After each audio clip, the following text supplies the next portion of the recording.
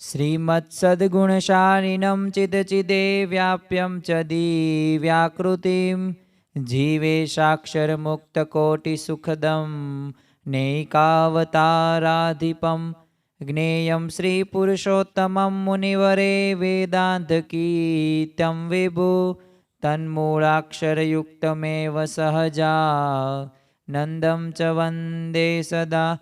कृपा करो मुझ ऊपरे सुख निधि सहजानंद गुण तमारा गाववा बुद्धि आप जो सुख कंद गुण तमारा गाववा बुद्धि आप जो सुख कंद। श्री स्वामिनारायण भगवाननी जय। अक्षर पुरुषोत्तम महाराजनी जय। गुणातीतानंद स्वामी महाराजनी जय। प्रमुख स्वामी महाराजनी जय। प्रगट गुरु हरि महंत स्वामी महाराजनी जय। सूरत अक्षरधाम महोत्सवनी जय। चातुर्मास महीनो આજથી શરૂ થઈ ગયો છે અને તે નિમિત્તે શ્રીજી મહારાજે પણ વચરામૃતની અંદર અને ભાગવતની અંદર 9 પ્રકારની ભક્તિની વાત કરેલી છે અને એમાં સર્વોચ્ચ ભક્તિ એટલે કે કથા શ્રવણ જે ઉત્તમ કોટીનું કહ્યું છે। તો આજના ચાતુર્માસના પ્રથમ દિવસે આપણે અંતરની અંદર ટાઢું કરવું છે। આજે દુનિયાના દરેક વ્યક્તિઓ પાસે કંઈક ને કંઈક સુવિધા હશે, જીવન ધોરણ પણ ઊંચું હશે, ધન પણ હશે, પૈસા પણ હશે, સત્તા પણ હશે, અરે એનો યશ કીર્તિ પણ હશે, એને લાખો કરોડો રૂપિયા એને મળતા પણ હશે અને એવા ફોલોવિંગ, એવા એના ગ્રાહકો, કસ્ટમર પણ જોવા મળતા હશે। પરંતુ શું વાસ્તવમાં તેના જીવનની અંદર જેને અંતરમાં પૂછવામાં આવે કે ખરેખર હું સુખી છું, તો જવાબ મહદ અંશે ના આવશે।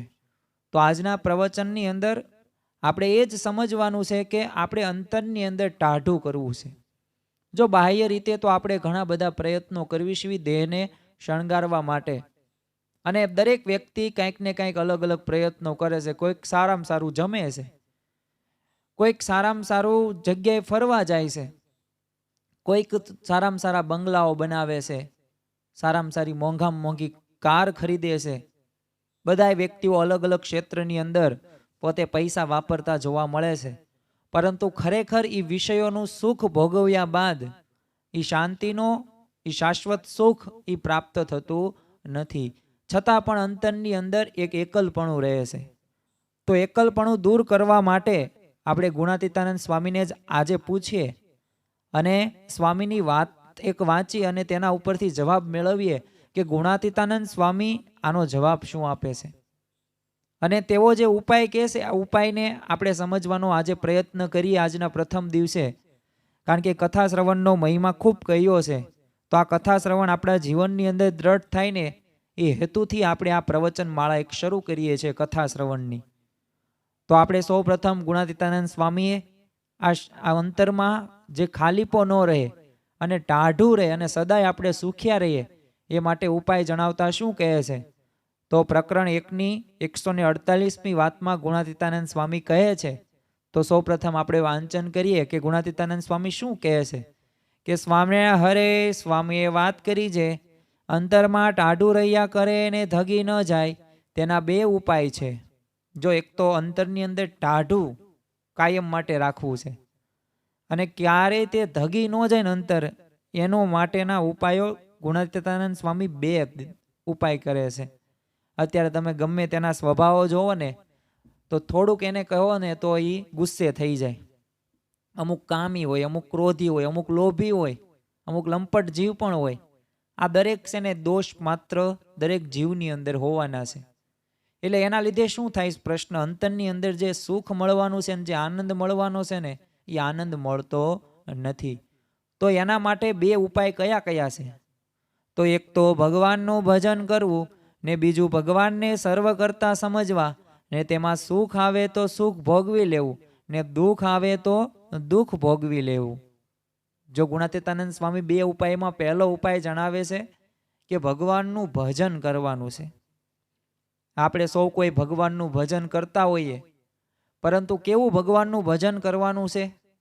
તો એક શુદ્ધ ભાવે આપણે કોઈને દેખાડવા માટે નહીં, પણ ભગવાનને રાજી કરવા માટે ભગવાનનું ભજન કરવાનું છે. આપણી જે નિત્ય પૂજા હોય, આપણા જે દંડવટ હોય, પ્રદક્ષિણા હોય, એ રવિ સભાનો નિયમ હોય કે કથા શ્રવણનો પણ ભલે નિયમ હોય, એ દરેક ભગવાન સંબંધિત જે આપણે ક્રિયાઓ કરવી છીએ, એ દૈહિક રીતે તપ પણ હોઈ શકે અને આધ્યાત્મિક રીતે અંતરની રીતે આપણે કોઈક સ્વામીની વાતો કે વચનામૃત વાંચનની આપણે નિયમ પણ જાળવતા હશું, પરંતુ આ દરેક ક્રિયાની અંદર આપણે ભગવાનનું ભજન કરી શકીએ છીએ. એટલે જ તે આપણે સ્વામિનારાયણનું ભજન કેવી રીતના કરવાનું છે? તો ના તાને ધોતા સ્વામિનારાયણ સ્વામિનારાયણ, સર્વે ક્રિયાની અંદર સ્વામિનારાયણ. કોઈ પણ ક્રિયા કરો, જો અત્યારે કળિયુગની અંદર સૌથી વધુ પાવરફુલ જો આપણને સિદ્ધાંતની કોઈક વાત શાસ્ત્રની અંદર કહ્યું હોય તો આ કળી કાળની અંદર આપણને મંત્ર જાપ રહ્યો ને એ જ ઉગાડનાર છે. અને આપણને જે સ્વામિનારાયણ મહામંત્ર આપ્યો છે તેનો પ્રતાપ પણ વિશેષ જોવા મળે છે. તો ભગવાનનું ભજન કરવું. અને બીજો ઉપાય ગુણાતીતાનંદ સ્વામી શું કહે છે? સર્વ કરતા સમજવા. અખંડ સુખી રહેવા માટેના મહારાજે 6 વિચારો આપ્યા છે. એમાં પ્રાપ્તિનો વિચાર છે, આત્મ વિચાર પણ છે, સર્વ કરતા હર્તાપણાનો વિચાર છે, સાંખ્ય વિચાર છે, તો આવી રાજીપાનો વિચાર છે. આવા 6 વિચારો છે. એમાંનો આ એક વિચાર એટલે કે ભગવાન સર્વ કરતા હર્તા છે. જો આ સર્વ કરતા હર્તાપણાનો વિચાર આપણા જીવનની અંદર દ્રઢ થાય ને, તો આપણી સાથે બનતી કોઈ પણ મુશ્કેલી હોય ને, આ મુશ્કેલીની અંદર આપણે સ્થિર રહી શકીએ. અને આગળ ગુણાતીતાનંદ સ્વામી જણાવે છે કે બસ ભગવાનનું ભજન અને સર્વ કરતા સમજી લેવાનું. પછી જો સુખ આવે ને તો સુખ ભોગવવાનું, અને દુઃખ આવે તો દુઃખ ભોગવવાનું. પ્રશ્ન આપણને થવો પડે કે અંતરની અંદર મારે ટાઢું કરવું છે ને દુઃખ આવે ને ટાઢું કેમ થાય? તો યાદ રાખવું કે પરિસ્થિતિ તો દરેક વ્યક્તિ ભગવાનના જીવનની અંદર જો પ્રશ્નો આવ્યા હોય તો આપણે તો સામાન્ય એવા જીવો છીએ. આપણા જીવનમાં પ્રશ્નો તો આવવાના જ છે, પરંતુ આ પ્રશ્નો આવે ને છતાં અંતરની અંદર શાંતિ રહે અને ટાઢું રહે, એનો ઉપાય આ સર્વ કરતા હર્તાપણું છે અને ભગવાનનું ભજન કરવું તે છે. તો દુઃખ આવે તો દુઃખ ભોગવવાનું અને સુખ આપે તો સુખ ભોગવવાનું. અને આગળ વાત કરે છે કે તે કહ્યું છે ને કે દાસના દુશ્મન હરિકેદી હોય નહીં, જેમ કરશે તેમ સુખ જ થશે.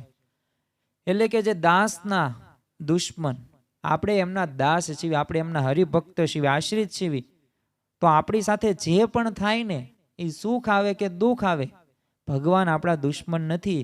જેમ કરશે ને એમ સારું થશે. Doctor APJ Abdul Kalam pilot બનવાનું સપનું હતું, પરંતુ રિજેક્ટ થઈ ગયા. એ સિલેક્ટ કરવાના હતા 11 અને એમનું નામ હતું 12મું. પોતે નિરાશ થઈ ગયા કે આટલી બધી મેં બાળપણથી મહેનત કરી, ગરીબીમાં ઉછરેલો, અને ગણિતમાં પણ એમાં પૂરેપૂરા માર્ક્સ પહેલેથી એમને આવતા, એટલા તો હોશિયાર હતા, છાપા નાખવાનું કામ કરે.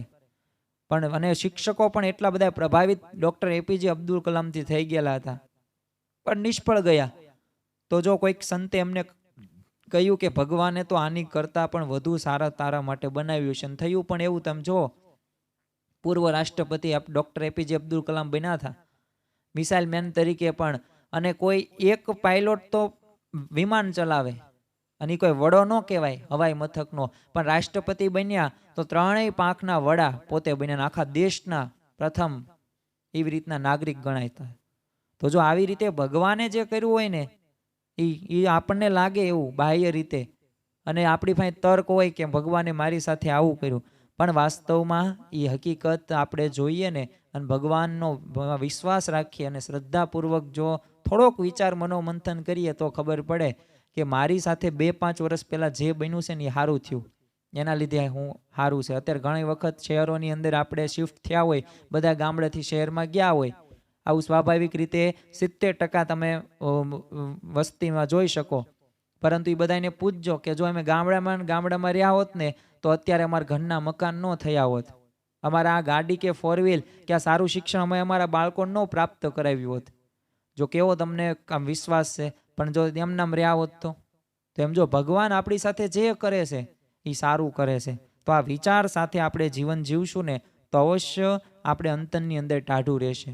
તો જો ગુણાતીતાનંદ સ્વામી આ વાતની અંદર અંતર સદાય માટે ટાઢું રહે એવો અનુભવ થાય ને એનો ઉપાય આપણને બતાવે છે. એમાં પહેલો જ ઉપાય છે આપણે સમજીએ કે ભગવાનનું ભજન કરવું. તો બહાર જો ગરમી હોય અને ઠંડી મેળવવી હોય તો આપણે એસી એર કન્ડિશન જોઈએ તો જ આપણે ઠંડક અનુભવીએ. એમ અંતરની અંદર ટાઢું તમારે કરવું છે તો એસી ચાલુ કરવું પડે. પણ આ એસી કઈ ચાલુ કરવું છે? તો અંતરનું એસી શરૂ કરવું પડે. એટલે કે સ્વામિનારાયણ સ્વામિનારાયણ એમ ભજન કરવું પડે.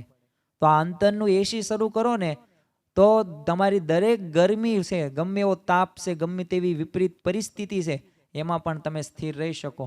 પ્રમુખ સ્વામી મહારાજ જ્યારે લંડનની અંદર વિરાજમાન હતા ત્યારે એકવાર છે ને સ્વામીશ્રી બાળ સભાની અંદર પધાર્યા અને બાળકોને અતિશય પ્રમુખ સ્વામી મહારાજ પ્રત્યેની જે વાત્સલ્ય મૂર્તિ પણ એટલું બધું જોવા મળતું, હેત પ્રેમ ઉભરાય બાળકોને. અને સ્વામીશ્રી સામે પક્ષે બાળકોને વધુમાં વધુ ચોકલેટ પ્રસાદ આપે, એમની સાથે રમે, એમની સાથે ઘણી વખત તો પ્રસાદ એ મોંમાં પણ મૂકતા હોય ને એવા આપણે ફોટા અને વિડીયો જોયા છે. એક વખત તો એક બાળક પ્રમુખ સ્વામી મહારાજ પાસે આવ્યો, હવે હતો 6 વર્ષનો જ તે. એટલે સ્વામીશ્રી આમ ચોકઠું હતું ને દાંતનું એમ ફિટ કર્યું એટલે એ જોઈ ગયો કે આ છે શું. એટલે બાળકની સહજ પ્રકૃતિ હોય, તરત સ્વામીશ્રી પાસે આવે છે અને કહે છે કે સ્વામી આ તમે શું કર્યું આ દાંત? એક એ ચોકઠું છે, એક મને બતાવો ને. તો બોલો સ્વામીશ્રીએ કોઈ પણ વિચાર કર્યા વગર એ ચોકઠું બહાર કાઢ્યું અને એ બાળકને જો પછી બાળકે જોયું, પછી એમ કીધું ફરી વખત ફિટ કરી નાખો ને. તો જો આવી રીતે એક સામાન્ય એવા બાળકની પણ ઈચ્છા સ્વામીશ્રી પૂરી કરતા. આટલા બાળકો અતિશય પ્રિય સ્વામીશ્રીને હતા.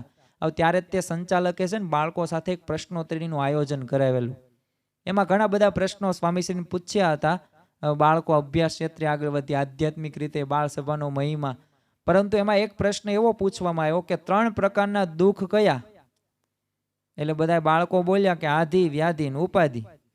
એટલે સ્વામીશ્રીએ તો તરત ઉત્તર આપનો જે બાળક હતો ને એને પૂછ્યું કે આ બધા દુઃખ ક્યારે ટળે, એ તમે જાણો છો? એટલે બધા બાળકો સામાન્ય રીતના 8મા ધોરણ સુધી હોય એ બધા બાળ સભાને જાય એટલે એટલું બધું જ્ઞાન આધ્યાત્મિક એમનામાં ન હોય. એટલે સાહજિક રીતે બધાય ના પાડે કે ના અમે એ જાણતા નથી.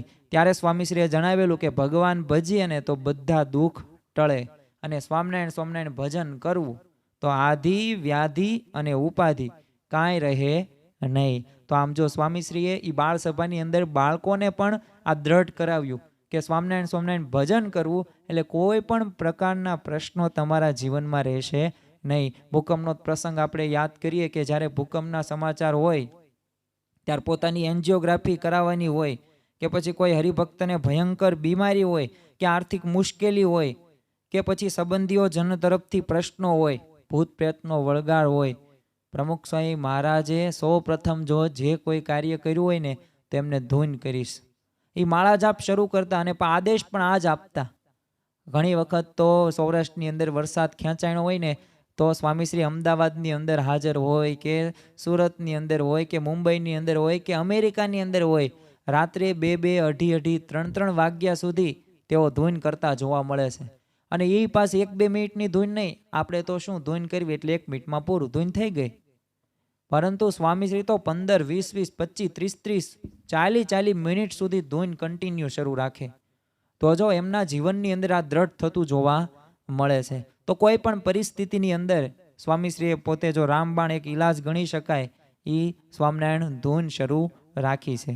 તો આ ભજનનો પ્રતાપ પણ કેટલો કે પરીક્ષા આપનાર કોઈ વિદ્યાર્થીથી માંડીને કોઈ ઓપન હાર્ટ સર્જરી કરનાર એ હૃદયના નિષ્ણાંત ડૉક્ટર હોય ને એ ચિંતાથી ધકતા હોય ને પણ છતાં પણ એ અંતરને ભજનથી ઠંડક પ્રાપ્ત થાય છે. ગમે તેવું મુશ્કેલ કાર્ય હોય, આ મુશ્કેલ કાર્યની અંદર એક હિંમત અને એક હળવાશ આપનાર જો કોઈ ઈલાજ હોય ને તો આ ભગવાનનું ભજન કરવું તે છે. એટલે જ ગુણાતીતાનંદ સ્વામી પણ પોતાની વાતોની અંદર કહે છે કે મુશ્કેલી આવે તો શું કરવું? તો ગુણાતીતાનંદ સ્વામી તેનો જવાબ આપે છે કે સ્વામિનારાયણ સ્વામિનારાયણ ભજન કરવું એટલે મુશ્કેલી ટળી જશે. તો જો દરેક પરિસ્થિતિની અંદર મુશ્કેલીની અંદર છે ને ભજન કરવું જરૂરી છે. તમે જો અમદાવાદની અંદર એક સત્સંગી ડૉક્ટર વ્રજલાલના સુપુત્રી ધોરણ 12ની અંદર સાયન્સમાં તેમને સમગ્ર ગુજરાતની અંદર જે બોર્ડ છે ગુજરાત બોર્ડ એમાં પ્રથમ નંબર એને પ્રાપ્ત કરેલો. હવે સ્વાભાવિક છે કે આટલી બધી મહેનત કરી હોય બહુ વધારે પડતી, ત્યારે જ પ્રથમ નંબર આવે. કારણ કે દર વર્ષે ધોરણ 10 અને 12ની અંદર 7-7, 8-8 લાખ વિદ્યાર્થીઓ આ બોર્ડની પરીક્ષાની અંદર પોતે હાજર હોય છે. તો આમાં પ્રથમ નંબર લાવો તો એ અઘરી વાત છે.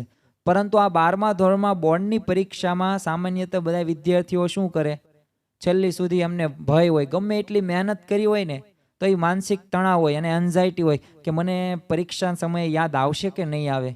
વાંચ્યું તો છે પણ ત્યારે અઘરા પ્રશ્નો પૂછાઈ જાય તો, એટલે બધાય શું કરે, પુસ્તકો અલગ અલગ વાંચે. અમુક શું કરે કે મનને હળવું રાખવા માટે ગપ્પા મારે. પણ સ્વામીશ્રીને જણાવ્યું કે મારી જે પુત્રી હતી ને એ તો શું કરે કે ભજનની અને પ્રથા પાડેલી. એટલે પરીક્ષા પૂર્વે 2 કલાક પૂર્વે આખા દિવસ દરમિયાન છે ને ચાર સમય મળે ને ત્યારે ભગવાનનું ભજન કરે, કથા વાર્તા સાંભળે. અને પરીક્ષાની 1 કલાક પહેલાં તો વાંચવાનું મૂકી જ દેવાનું. ઘરમાં બસ ધૂન અને કીર્તનની કેસેટ ચાલુ કરી દેવાનું અને એમાં ધ્યાન ધરવાનું. પરીક્ષા સ્થળે પણ પુસ્તક નહીં લેવાનું જવાનું. એ પરીક્ષા સમયે બસ મનની અંદર સ્વામિનારાયણ સ્વામિનારાયણ સ્વામિનારાયણ રટણ શરૂ જ રાખવાનું. પેપર હાથમાં આવે ને ત્યારે તે 2 મિનિટ આંખ બંધ કરવાની અને ગુણાતીતોક્ષરમ બ્રહ્મ જે આપણે શ્લોક બોલીએ છીએ આ શ્લોક બોલવાનું, પછી પેપર લખવાનું શરૂ કરવાનું. તો બોલો, આખા વર્ષ દરમિયાન એ આવી રીતે એ વાંચવા બેસે એ પહેલાંય તે ભગવાનનું ભજન કરે અને પછી જ તે વાંચવાનું શરૂ કરે. તો એના લીધે એનું મન એવું સ્થિર થઈ ગયું કે નિશ્ચિત થઈ ગઈ કે ભલે જેવું પેપર આવે તેવું, મેં મહેનત કરી છે, મેં ભગવાનને સાથે રાખીને મહેનત કરી છે, એટલે મારું પેપર સારું જ જશે ને મને બધું આવડશે ને મને યાદય રહેશે. તો જ્યારે એનું રિઝલ્ટ આવ્યું ને ત્યારે એનો પ્રથમ નંબર આવ્યો અને ત્યારે અમને સૌને એવું સ્પષ્ટ થઈ ગયું કે આમાં મહેનતની સાથે સાથે એ ભગવાનનું બળ પણ કારણભૂત છે. તો જો આવા તો ઘણા બધા પ્રસંગો છે, આવા પ્રસંગો ઉપરથી આપણને સ્પષ્ટ ખબર પડે કે તમે ભગવાનને સાથે લઈને કોઈ કાર્ય કરતા હોય ને તો એમાં અવશ્ય તમે સફળ થાવ છો. અને સફળતા માટે એટલે જો પ્રમુખ સ્વામી સફળતાની એક વ્યાખ્યા કરે, સૂત્ર આપે છે, પ્રાર્થના વત્તા પુરુષાર્થ બરાબર સફળતા. તો સફળતા પ્રાપ્ત કરવા માટે પ્રાર્થના એટલે શું? ભગવાનનું ભજન કરવું. યુકેના તે પ્રસિદ્ધ એક heart surgeon doctor Harikrishna Doshi એમનું નામ. એટલે તેઓ કહે છે કોઈ પણ હૃદયની જ્યારે સર્જરી શરૂ કરતા પહેલા છે ને હું હાથ ધોવા જાઉં ત્યારથી હું સ્વામિનારાયણ સ્વામિનારાયણનું ભજન શરૂ કરી દઉં. અને સર્જરી દરમિયાન તે વિપરીતતા ઊભી થાય ને ત્યારે તે ભજનના લીધે છે ને મારું મન એક શાંત રહે, સ્થિર રહે અને હિંમત પણ આવે ને ધીરજ પણ રહે. એટલે એનાથી છે ને મારું જે કાર્ય રહ્યું ને એમાં અવશ્ય સિદ્ધિ પ્રાપ્ત થાય અને એ ઓપરેશન પણ સફળતાપૂર્વક સારું નીવડે.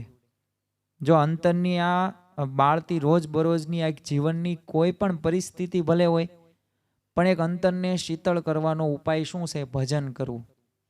એટલે આપણા જીવનની અંદર ભજન કરી લેવું. બાકી તો જો ઘણા બધા કામ છે. જેતલપુરનું 11મું વચનામૃત જ વાંચીએ તો ભગવાનને ભજવાને એનાથી બીજું કોઈ મોટું કાર્ય છે નહીં. આપણે ભલે ડૉક્ટર હોય કે એન્જિનિયર હોય કે ચાર્ટર્ડ એકાઉન્ટન્ટ હોય કે કરોડો અબજોપતિ હોય, પરંતુ ભગવાન ભજવાને એનાથી બીજું જે કાર્ય રહ્યું ને એ ગૌણ છે. પણ મુખ્ય કાર્ય શું છે? ભગવાન ભજી લેવા. તો આ ભગવાન ભજવું એ કોઈ સમયનો બગાડ નથી. કારણ કે આ ગર્ભવાસની અંદર આ જીવો રહ્યા ને એ ઘણા જન્મોથી આવી રીતે ગોળ ચક્કર ફર્યા જ કરે છે. આપણે આ જન્મે એનો મોક્ષ કરવાનો છે. તો આ મોક્ષ ક્યારે થશે? કે જ્યારે આપણને ભગવાન અને જે સત્પુરુષ આપણને જે આજ્ઞા કરે છે ને આ આજ્ઞાને આપણે શિરોમાન્ય રાખવાની છે અને નિયમ પ્રમાણે આપણું જીવન બનાવવાનું છે. કારણ કે સ્વામિનારાયણનું નામનું ભજન કરવાનો લાભ બતાવતા એ ગુણાતીતાનંદ સ્વામી કહે છે કે એનાથી છે ને વિષય ઉડી જાય છે અને બ્રહ્મરૂપ થવાય છે. અને જેને બ્રહ્મરૂપની વ્યાખ્યા ખબર હોય તો કાર્યાણીનું 11મું વચનામૃત, બ્રહ્મરૂપ થયા વિના પુરુષોત્તમની ભક્તિ કરવાનો અધિકાર નથી. તો આપણે આ બ્રહ્મરૂપ થવાનું છે અને તો જે ભક્તિ કરશું ને યથાર્થ રીતે એનું ફળ પણ આપણને પ્રાપ્ત થશે. પૂર્વ આફ્રિકાના તે ટાન્ઝાનિયાના ઉદ્યોગપતિ અને સત્સંગી બંધુ સુભાષભાઈ પટેલ એ તો ઘણી વખત કહેતા કે મારો છે ને ગુસ્સો એટલો બધો હતો કે મેં અગણિત લોકો ઉપર હાથ ઉપાડ્યો છે. પરંતુ જ્યારે પણ મને પ્રમુખ સ્વામી મહારાજનો મને યોગ થયો અને એમને મને સતત માળા કરવાનું કહ્યું અને સ્વામિનારાયણ મંત્રનો જાપ કરવાની આજ્ઞા કરી અને એ આજ્ઞા મેં પાલન કરી, પણ જ્યારે પણ મને ગુસ્સો આવે, કેવી પરિસ્થિતિ જ્યારે મારી સામે આવે ને, ત્યારે હું સ્વામિનારાયણનું ભજન કરું અને માળા સતત ફેરવતો રહું, તો એના પરિણામે મારા અંતરની અંદર શાંતિ થઈ. ક્યારેક મને ગુસ્સો આવે ને તો હું સ્વામિનારાયણ નામનું ભજન કરું એટલે તરત તે ગુસ્સો શાંત થઈ જાય. તો જો આમ બાહ્ય પ્રશ્નો હોય કે આંતરિક પ્રશ્નો હોય, ભજન કરવાથી આપણે અંતરની અંદર ટાઢું રહે છે અને શાંતિ પણ થાય. યોગીજી મહારાજ તો કહેતા કે આ ભગવાનનું ભજન છે ને, આપણને જે પ્રાપ્તિ, એમાં અંતરની અંદર આનંદના ફુવારા છૂટે. પરંતુ આપણા જીવનની અંદર આ જોવા ન મળતું હોય તો સમજવું, આપણે ખરેખર રીતે એ જે રીતે ભજન કરવાનું છે, અને દરેક ક્રિયાની અંદર જે ભજન કરવાનું છે થતું નથી. તમે જમતા હોય, ભગવાનનું ભજન પહેલાં સ્મરણ કરો. આરતી કરતા હોય, દંડવત કરતા હોય, પ્રદક્ષિણા કરતા હોય, તમારા કોઈ કાર્યની શરૂઆત કરતા હોય, તો આ દરેક કાર્યની શરૂઆતની અંદર ભગવાનને, કારણ કે ભગવાન એકડાના સ્થાને છે. આપણે જો પૈસા હોય, ધન હોય, સત્તા હોય, કીર્તિ હોય કે આવડત હોય કે આપણે કામ ધંધો હોય, રોજગાર, વ્યવસાય જે આપણે કરતા હોય, આ બધા કેવા છે? ઝીરો છે. ઝીરોની કોઈ વેલ્યુ નહીં, પરંતુ એ ઝીરો તમે ગમે એટલા ભેગા કરો ને આગળ એકડો મૂકી દો તો વેલ્યુ જ છે, એની કિંમત છે. એમાં ભગવાન ને એકડાના સ્થાને છે. એકડા પાછળ તમે પછી ધન કમાવ, આવડત, સત્તા, નોકરી, ધંધો, વ્યવસાય, તો બધુંય તમને ફળ શાંતિથી તમે એને ભોગવી પણ શકશો અને બીજાને સુખી પણ કરી શકશો.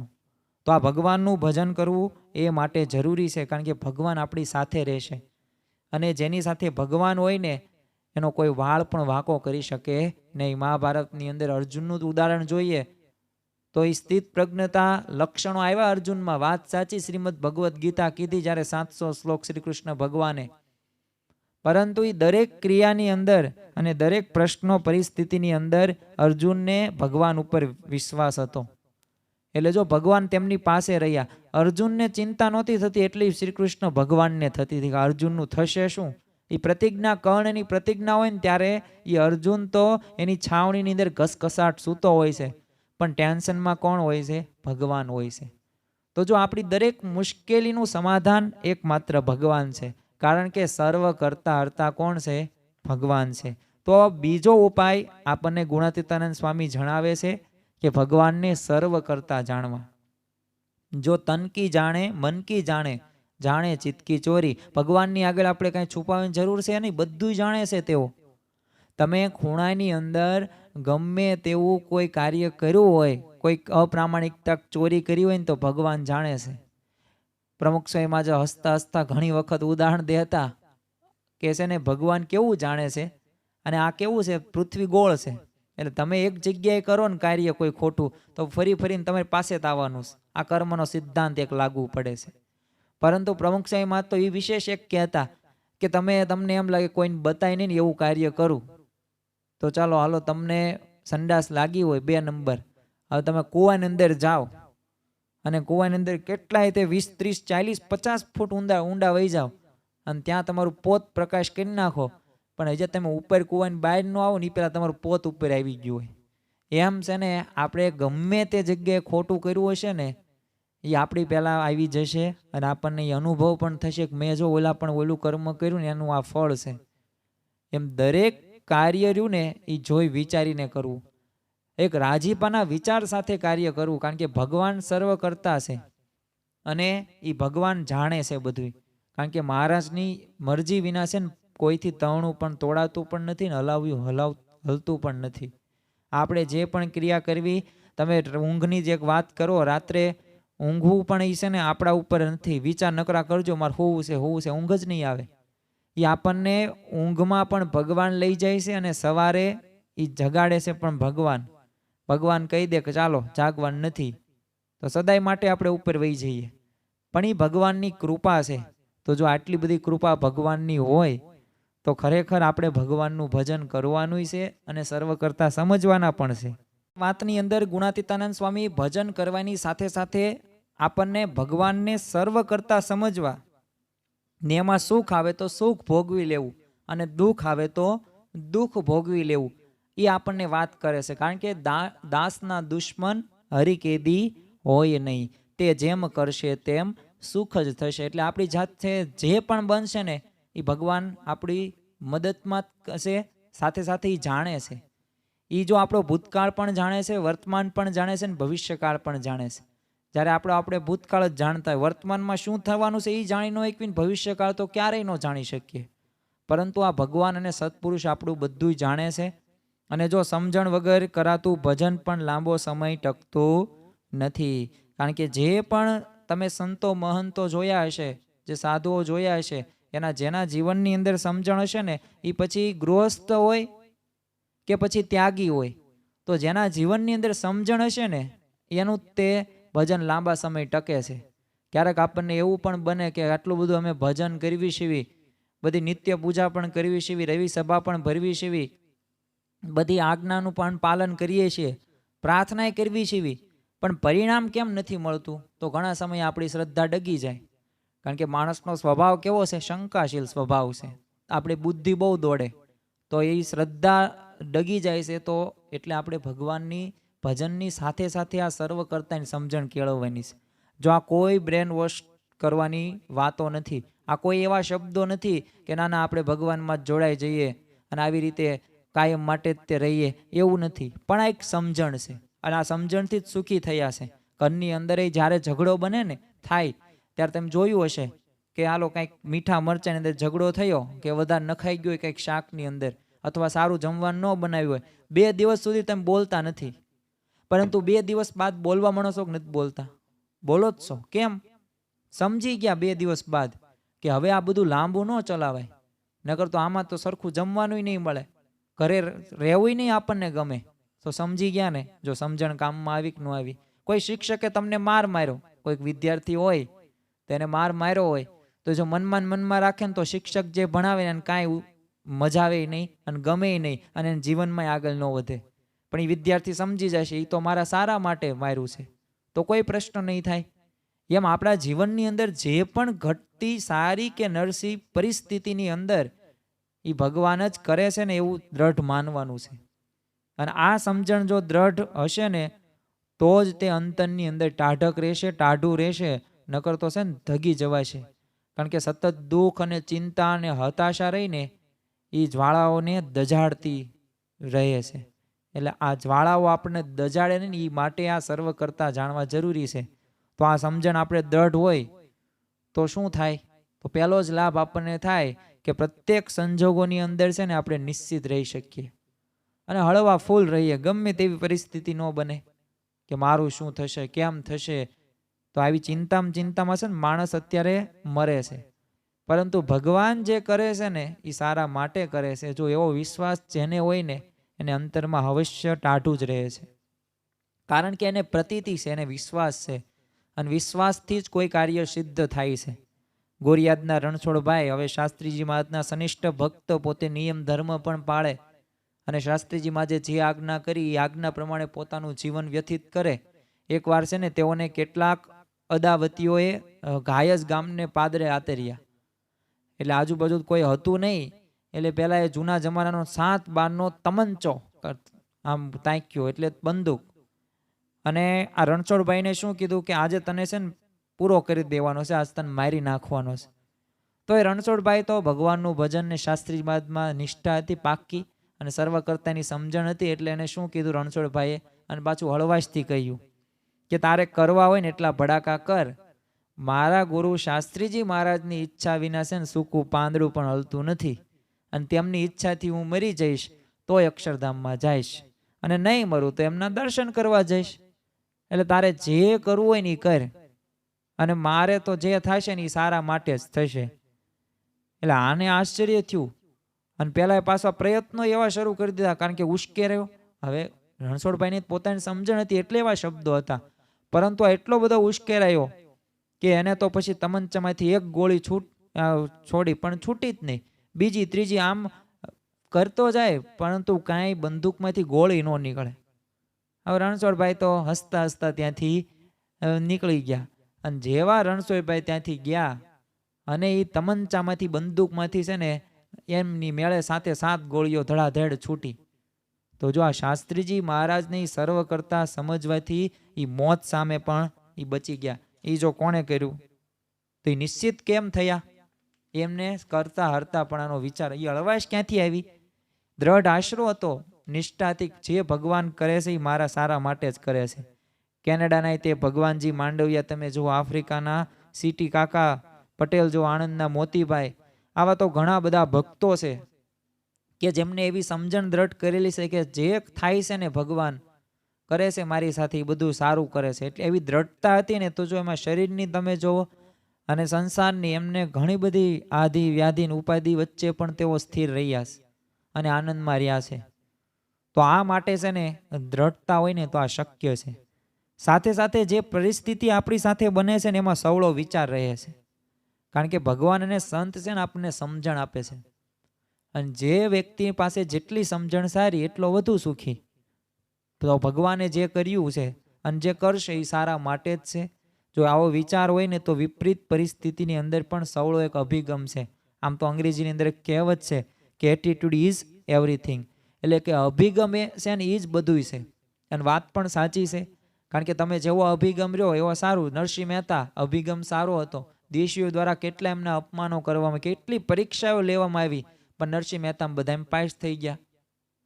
તમે મીરાબાઈ જુઓ તો એટીટ્યુડ કેવો હતો, અભિગમ સારો હતો, કાર્ય થઈ શક્યું. એમ તમે કોઈ પણ ભક્તો જોવો ને, એના ભક્તોના જીવનની અંદર અભિગમ રહ્યો ને એના લીધે તેઓ આગળ વધ્યા છે. એટલે આપણે અભિગમ કેવો રાખવાનો છે, આવો વિચાર રાખવાનો છે કે મારી સાથે બનતી કોઈ પણ ઘટના કે પરિસ્થિતિ એ ભગવાન અને સંત કરે છે.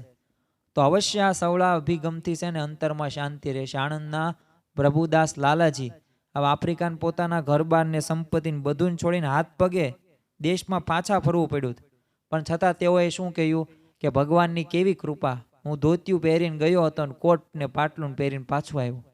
આવો વિચાર કોને આવે કે જેના હૃદયની અંદર આ વિચાર આત્મસાત થયેલો હોય ને તો જ આવે. આશાભાઈ ઈશ્વરભાઈનું પણ દ્રષ્ટાંત આપણને ખબર છે, પુરુષોત્તમ પુરાના.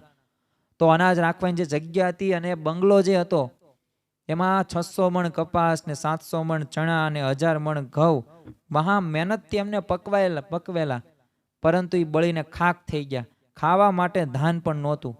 છતાં શાસ્ત્રીજી મહારાજી રઢુ ગામથી પછી પુરુષોત્તમ પુરા જાય છે, તો આ તો શાંત જ હોય છે ઈશ્વરભાઈ ને આશાભાઈ ને એ બધા. પરંતુ ત્યારે શાસ્ત્રીજી મહારાજી જયપુરની અંદર જે સલાટની ત્યાં મૂર્તિઓ જે સાળંગપુરની હતી, પ્રતિષ્ઠા માટે પૈસા માટે પધરામણી વિચરણ કરવા માટે આવેલા. એટલે અહીંયા તે શાસ્ત્રીજી મહારાજે આવી પરિસ્થિતિ જોઈને ચિંતિત થઈ ગયા કે ભગવાને ખોટું કર્યું. એટલે આશાભાઈએ કીધું ખોટું શું કર્યું, કેમ આવું બોલો છો? એ કે તમારી પાસે સેવા લેવાની હતી, પણ હવે શું સેવા લેવી, આ બધું તો તમારું બળીને ખાક થઈ ગયું. અને ત્યારે આશાભાઈએ શું કીધું કે સ્વામી છે ને આ બધું મારું બંગલા અને અનાજ બધું ખાક થઈ ગયું છે, પણ મારી આબરૂ હજી ગઈ નથી. અને એને આજ્ઞા કરી શરાફે જેટલી રકમ હતી ને એટલી રકમ ત્યાંથી લઈ આવ્યો ઉધાર વ્યાજે કરીને, અને શાસ્ત્રીજી મહારાજ અક્ષર પુરુષોત્તમના મૂર્તિઓ આગળ ચરણોમાં તેમને સેવા સમર્પિત કરી દીધી. અને પાછી સમજણ કેવી કે આ આગમાં છે ને મારું બધું બળી નથી ગયું, મારા પૂર્વના જે પાપો હતા ને એ બળીને ભસ્મ થઈ ગયા, અને હવે જે થશે ને એ સાંખ્ય વિચાર મારામાં દ્રઢ થશે. તો જો આવો વિચાર એમના જીવનની અંદર હતો તો આવી દ્રઢતાને લીધે તેઓ શાંત પણ રહ્યા, સ્થિર પણ રહ્યા. હવે ગામના લોકો ચિંતિત થઈ ગયા, પણ આ પોતાનું જેનું માલિક હતા ને એ જ શાંત હતા. અને ત્યારે શાસ્ત્રીમાં બહુ રાજી થઈ ગયા, કારણ કે આવા કપરી પરિસ્થિતિ અંદર પણ સમર્પણ કરવું ને એક મોટી વાત છે. એ સમજણથી શક્ય છે, એવા અભિગમથી છે. તો આ સવળો વિચાર શક્ય છે. તો જો ભગવાન જે પણ કરે ને સારું જ કરે છે, એવી દ્રઢતા સાથે હોય ને તો ભક્તોમાં, તો અવશ્ય સવળો વિચાર સાથે શાંતિ રહે છે, નકર જીવનની અંદર અશાંતિ જ રહે છે. તો આમ જો ગુણાતીતાનંદ સ્વામી આ વાતની અંદર એ બતાવેલા જે ઉપાય છે, ભગવાન જે કરે એ સારા માટે કરે. તો આવી સમજણ સાથે ભગવાનનું ભજન કરવું તો જ જીવનની અંદર સુખ શાંતિ રહેશે. સન 1992માં જ્યારે યોગી શતાબ્દી ઉત્સવની અંદર ઓસ્ટ્રેલિયાના 2 ડૉક્ટરો, ડૉક્ટર હેકર અને ડૉક્ટર મોનાહન, પ્રમુખ સ્વામી મહારાજને મળવા આવ્યા ને ત્યારે સ્વામી બાપાએ તેમને કીધું કે તમે ભગવાનને યાદ કરો છો? એટલે બંને ડૉક્ટરોએ સાહજિક રીતે કીધું કે ના, અમે ભગવાનને યાદ નથી કરતા. એટલે સ્વામી બાપાએ કીધું કે તો રોજ ભગવાનને યાદ કરો તો ઓપરેશન નિષ્ફળ જાય તો નિરાશ ન થવાય.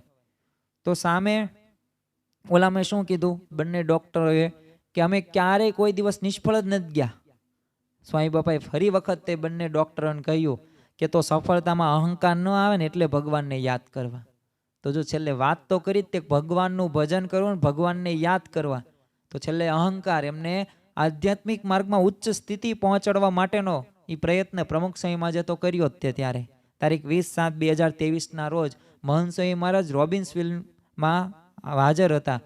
અને ત્યારે એમને મહંત સ્વામીને એક પ્રશ્ન પૂછવામાં આવ્યો કે પ્રમુખ સ્વામી મહારાજે આપને મોટી ઉંમરે સંસ્થાની જવાબદારી સોંપી, તો ત્યારે આપને પ્રથમ વિચાર કયો આવ્યો હતો? એટલે સ્વામીશ્રીએ સહજતા જ જવાબ આપ્યો કે શ્રીજી મહારાજ કરતા છે એ બધું કરવાના છે, એટલે બીજો વિચાર નહીં. અને ખરેખર સ્વામીશ્રી ગમે ત્યારે મહારાજ સ્વામી કરતા છે, ગુરુના લીધે થયું છે. આપણે તો તૈયાર ભાણું તો કમ્પ્લીટ, આપણે એવું ખાવાનું જ છે, બધું સન્માન જ મેળવવાનું છે, બધું કરીને ગયા છે. જો આવું જ તેમની ભાવના રાખીશ, કરતા હરતા પણ જ કાયમ માટે રાખે છે. કોઈ પણ ક્રિયાની અંદર ગુરુનું દ્રષ્ટાંત હોય. એ મહંત સ્વામી મહારાજ જ્યારે પણ એ આશીર્વચન આપવાનું હોય, પ્રશ્નોત્તરી કરવાની હોય, કોઈ યુવકો દ્વારા કરતા હોય, કિશોરો કરતા હોય, દરેકમાં જવાબની અંદર એમનો જવાબ આ એક સહજ હોય છે, કોમન હોય છે. તો જો શ્રીજી મહારાજ જ કરતા છે અને એ બધું જ કરવાના છે, એટલે આપણે કાંઈ ટેન્શન લેવાનો કોઈ પ્રશ્ન રહેતો નથી. સ્વામીશ્રીને ફરી વખત પૂછ્યું કે એવું અનુસંધાન આપને સતત રહ્યા કરે છે? એટલે સ્વામીશ્રીએ કીધું કે હા, સતત રહે છે. તો જો દુઃખમાં નિરાશાની એ બળતરા હોય કે પછી સુખમાં એ અહંકારની આગ એ માણસને છે ને સતત દજાડતી રહે છે. એટલે જીવનમાં સફળતા મળે કે નિષ્ફળતા આવવાની છે, પાર્ટ્સ ઓફ લાઈફ છે. તમે વિનર પણ થાવ, ફેલ પણ થાવ, સુખ પણ આવે, તમે હેપી પણ રહો, તમે દુઃખી પણ થાવ, તમે સેડ પણ થાવ, પણ ભગવાન કરતા હરતા છે. જો આ વિચાર સાથે જો ભગવાનનું ભજન કરો ને, તો અવશ્ય જીવનની અંદર અંતરની અંદર છે ને શાંતિ રહેશે. અને એક વખત શાંતિ આવી ગઈ એટલે કોઈ પણ પરિસ્થિતિની અંદર તમે નિરાશ નહીં થાવ, તમે હતાશ નહીં થાવ, તમે બીજાને પણ સુખી રાખશો. અને તમારું વર્તન જોઈને અન્ય વ્યક્તિ પણ પ્રભાવિત થશે. એટલું જ નહીં, એના જીવનમાં એવા ગુણો આવશે. એટલે એક કાંકરે બે તીર એવી રીતના એક કહેવત છે, એવી રીતે તમે છે ને એવું કાર્ય કરવાના છો. તો આપણે પણ આવી દ્રઢતા સાથે છે ને ભગવાનનું ભજન કરવાનું છે. અને સાથે સાથે જે ગુણાતીતાનંદ સ્વામીએ બતાવેલ જે બે ઉપાયો છે, આ બે ઉપાયોની અંદર સુખ આવે તો સુખ ભોગવવાનું છે, દુઃખ આવે તો દુઃખ ભોગવવાનું છે. કારણ કે ભગવાન જે દાસ હોય છે ને, જે ભક્ત હોય છે ને, આ દુશ્મન કોઈ દિવસ હોતા નથી. કારણ કે જે કરે છે ને એ ભગવાન સારા માટે કરે છે. આ વિચાર જો આપણા જીવનની અંદર દ્રઢ હોય ને, તો અવશ્ય આપણે અંતરની અંદર ટાઢું પણ રહે છે અને કોઈ દિવસ ધગી પણ જવાતું નથી. તો આજના ચાતુર્માસ કથા શ્રવણના પ્રથમ દિવસે આપણે મહારાજ સ્વામીના ચરણોમાં પ્રાર્થના કરીએ કે આવી જ રીતે અમે 4 મહિના દરમિયાન ચાતુર્માસ કથા શ્રવણની અંદર નિયમિતપણે કથા શ્રવણ કરીએ અને અમારા જીવનની અંદર આવા ગુણો પ્રાપ્ત કરી શકીએ. એ જ આજના દિવસે મહારાજ સ્વામીના ચરણોમાં પ્રાર્થના. શ્રી સ્વામિનારાયણ ભગવાનની જય.